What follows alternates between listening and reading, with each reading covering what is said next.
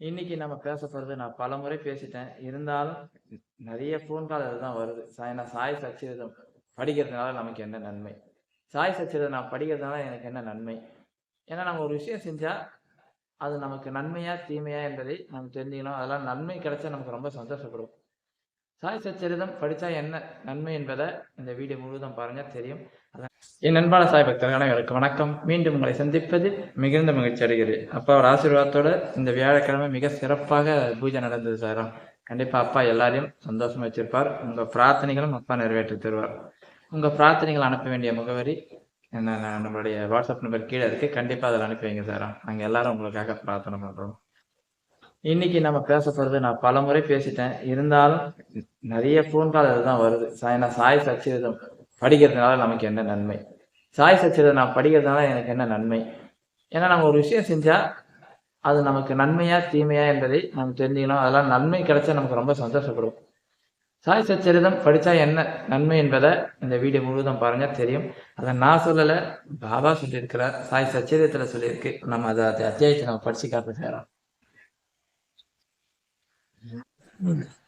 பாராயண பலன் பக்கம் 471 அத்தியாயம் சொல்ல முடிவுரைன்னு போடுவாங்க. இச்சச்சரிதம் படிப்பதால் நீங்கள் பெறும் நலன்களை பற்றி சில வார்த்தைகள். புனித கோதாவரி நதியில் குளித்துவிட்டு ஷீரடியில் உள்ள சமாதி மந்திரில் உள்ள பாபாவின் சமாதியை வணங்கி தரிசித்து இந்த சச்சரித்தை படிக்கவோ அல்லது கேட்கவோ வேண்டும். இதை செய்தால் உங்கள் உடல், பொருள், ஆவியை தாக்கும் தீங்குகள் மறையும்.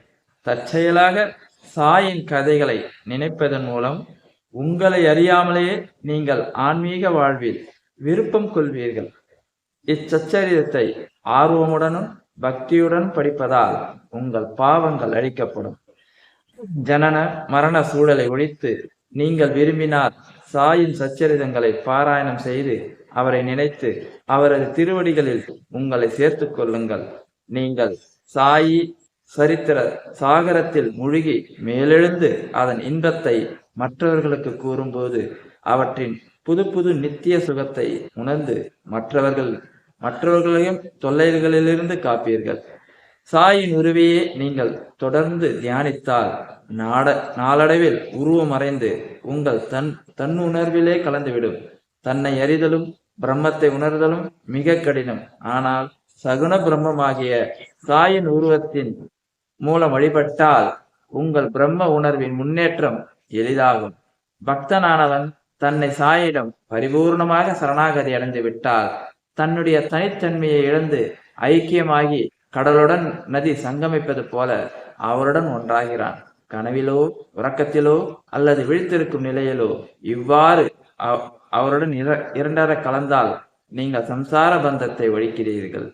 யாராயினும் குளித்துவிட்டு அன்புடன் உண்மையுடன் இதை ஒரு வாரத்திற்குள் படித்து முடித்தால் அவர்கள் பீடித்த கேடுகள் மறையும். படிக்க கேட்பவர்களுக்கு வரும் அபாயங்களும் நீக்கப்படும். இதை பாராயணம் செய்து செல்வத்தை விரும்புவர் செல்வத்தையும், நல்ல வியாபாரிகள் வியாபாரத்தில் வெற்றியும் அடைவார்கள். உண்மைக்கும் பக்திக்கும் தகுந்தவாறு பலன்களும் அமையும். இவைகளின்றி எவ்விதமான அனுபவமும் இல்லை. இச்சச்சரித்தை பக்தியுடன் படித்தால் சாயி மனமகிழ்ந்து உங்கள் அறியாமையையும் ஏழ்மையும் நீக்கி உங்களுக்கு ஞானமும் செல்வமும் க்ஷேமமும் நல்குவார். கருத்தூன்றி மனதுடன் ஒவ்வொரு நாளும் ஒவ்வொரு அத்தியாயம் படித்தால் அது எல்லையற்ற ஆனந்தத்தை கொடுக்கும். தனது நலன்களை எவன் மனதில் கொண்டுள்ளானோ அவன் கட்டாயம் கவனமாக படிக்க வேண்டும். தொடரும் பிறவிகளில் ஒவ்வொரு பிறவிகளிலும் எப்போதும் சந்தோஷமாக அவன் சாயை நினைப்பான். முக்கியமாக குரு பூர்ணிமா, கோகுலஷ்டமி, ராமநவமி, நவராத்திரி, பாபா சமாதியான விஜயதசமி தினங்களில் இந்த சச்சரிதத்தை வீடு முழுவதும் பாராயணம் செய்யப்பட வேண்டும். இதை கவனத்துடன் படித்தால் உங்கள் ஆசைகள் நிறைவேறும். அவர் பாத கமலங்கள் உங்கள் மனதால் நினைப்பதால் சம்சார சாகரத்தை சுலபமாக கடப்பீர்கள். இதை கற்பதால் நோயாளிகள் குணமுற்று திடகாத்திரம் அடைவார்கள். ஏழைகள் செல்வத்தை அடைவார்கள். கீழ்நிலை உள்ளோரும் நசுக்கப்பட்டோரும் உன்னத நிலை பெறுவார்கள்.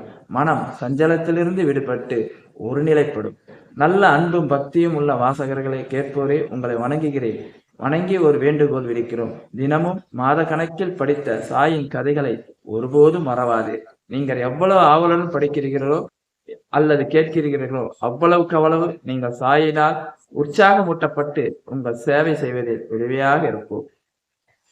பாபாவோட சாய் சச்சரிதம் படிச்சா என்ன நடக்கும், என்ன கொடுப்பார் என்பதை அப்பா தெளிவாக இதுல சொல்லியிருக்கிறார். சாய் சச்சரிதம் படிக்கும்போது சாயராம் நாம பாபாவோட ஒன்றா கலந்துருவோம், பாபா கூட ஒன்றாயிடும் நாம.